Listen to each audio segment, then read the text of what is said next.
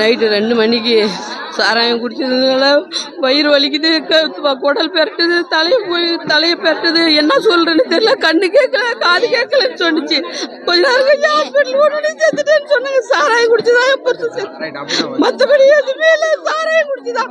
24 மணி நேரமும் சாராயம். அதுல என்ன கலந்தாங்களோ என்ன பண்ணாங்களோ தெரியல.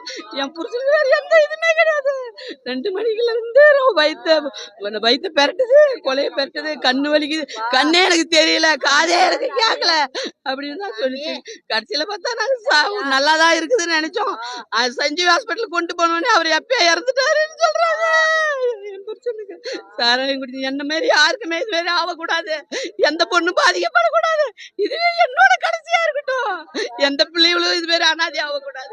அப்ப இல்லாத பிள்ளைகளும் ஆகக்கூடாது. நாத்தனா பையனும் சாராயம் குடிச்சுதான் அவனும் இறந்துட்டான். அரியா பிள்ளைங்க அதுங்க 2 குழந்தைங்க இருக்குது. ஐயோ, அது 2 பேரும்